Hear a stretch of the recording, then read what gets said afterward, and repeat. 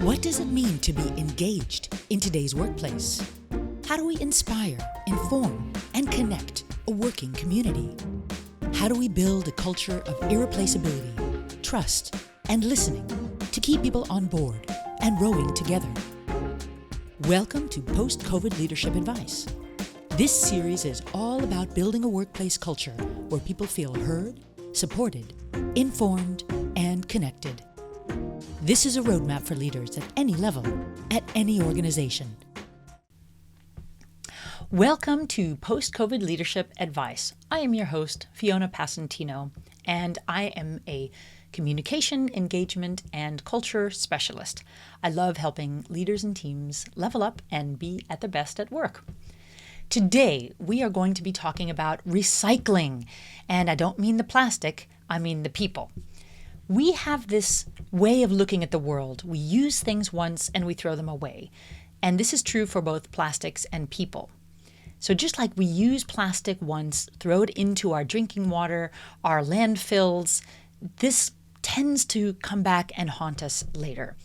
Companies do the same thing with their people. We tend to inhale and exhale staff based on this annual cycle.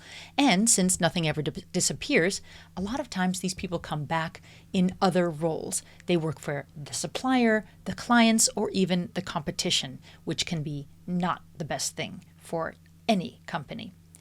So we're going to learn how to reuse, recycle, and reduce our human waste for a sustainable company culture. As we know, our planet is in a bit of trouble, and we've known this for some years. We are a little bit slow as humans to reuse and recycle and reduce. It's just not as much fun to recycle as it is to take a fresh, shiny plastic container, drink it up, and throw it in the trash. Because if we don't see it anymore, and if it's in a landfill, it doesn't exist, right? But it does. When we throw our waste into a landfill and move on to the next shiny object, this doesn't go away. It seeps into our drinking water, into our soil, and it comes back to basically poison us, even if we don't actually see it. Reorgs are an annual occurrence in many, many industries, and oftentimes it's the very first tool that leaders will reach for when faced with some sort of a disruption. They have to cut costs, there are unexpected shifts in demand, there is a whole new industry out there that they have to deal with, some scary new competition. What do? You have to cut costs, you reorg, you fire people, let them go. Reorgs, however, create a lot of uncertainty for everybody involved.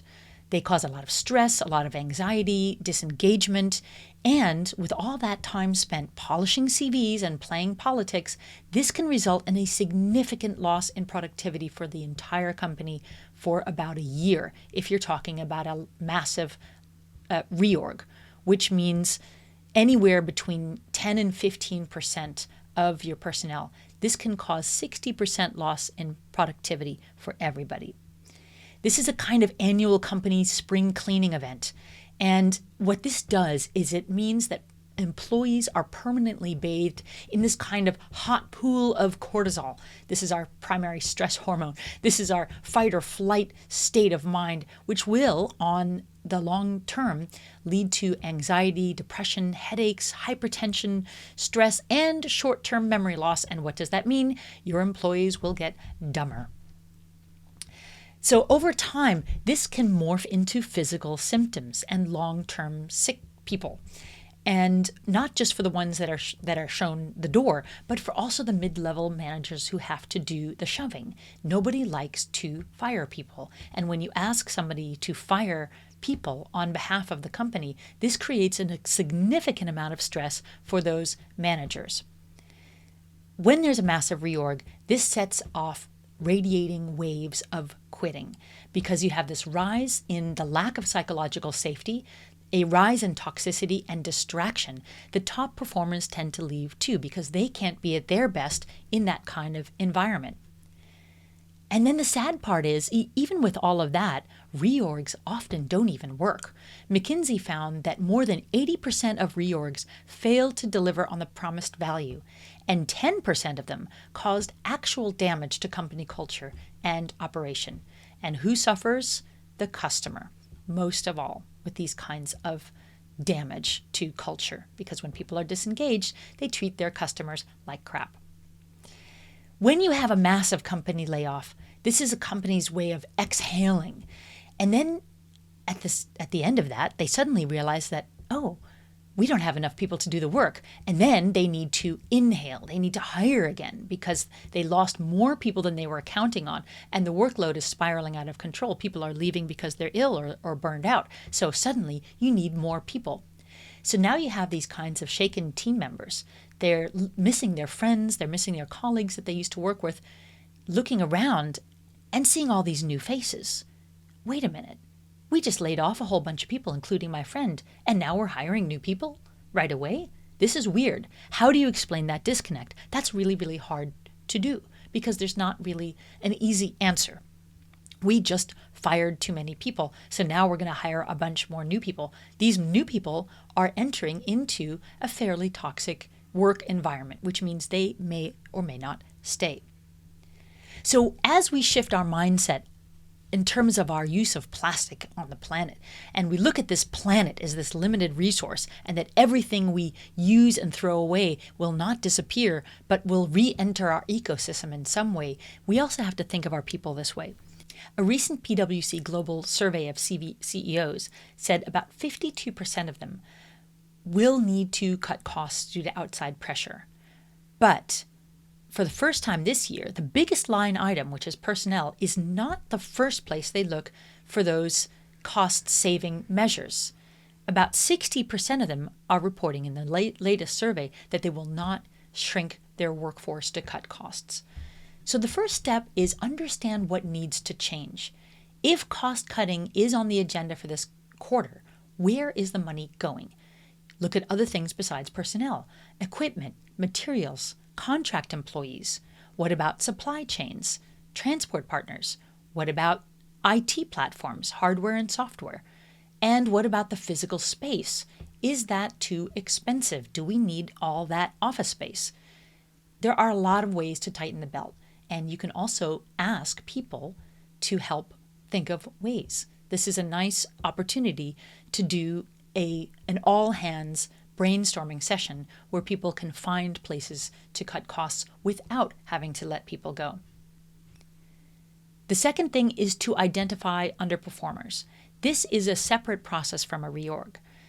According to the GE chairman, Jack Welch, the typical workforce breaks down into this 20-70-10 rule. It's a little bit controversial, but there's some elements that are quite interesting. What he's trying to say is that at any given time, 20% are these high performers. 70% are your average worker. They meet your expectations and they do their job. No frills, no whistles, nothing special. The bottom 10%, which you have at every organization, big and small, great and not so great, that bottom 10%, the underperformers, are the reorg bait. These are the people that have to be dismissed every year, according to this CEO. What's interesting about this theory is not that you have to shove off that under 10%, but that this 10% will always exist. No matter how many reorgs or how many people are let go, that bottom layer of 10%, the underperformers, the people who do not meet expectations, will always be there. But if these people are pinpointed, they can be worked on. They can be invested in so that they grow, that they expand, that they do better than they did before. These are the people who are bottlenecks. Often they are unwilling to change. They have a hard time evolving and growing. They don't always relate well to others. They're a bit more like rocks and less like this nice flexible water metaphor that we like.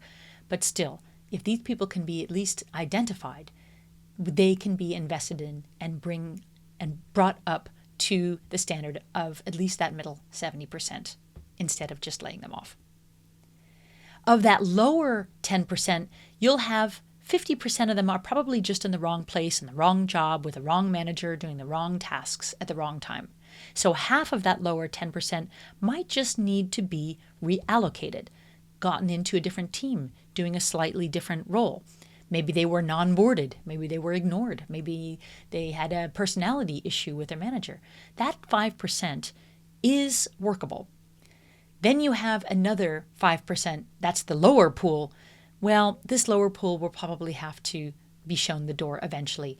They can also be cut down in hours, they can be reduced in their task responsibility, and basically de-escalated as a person of means in the organization. They don't necessarily have to be let go. In fact, it's usually much more cost effective if they are not fired, but simply reallocated in a role that has a bit less pressure and a bit less to do. The next tip is to look at reducing the number of hours that people work. Let's say your company has a 40-hour work week. You can also move everybody down to a 32-hour week. That means if everybody takes a slight haircut, nobody will need to be released. This is a kind of cap and trade scheme that you can have within the company. So certain employees might want more downtime. They want to go back down to maybe 28 hours a week because they have at-home pressures or a new hobby or a new puppy that they really want to spend time with, and then they would like to take on more of an hour cut than somebody else.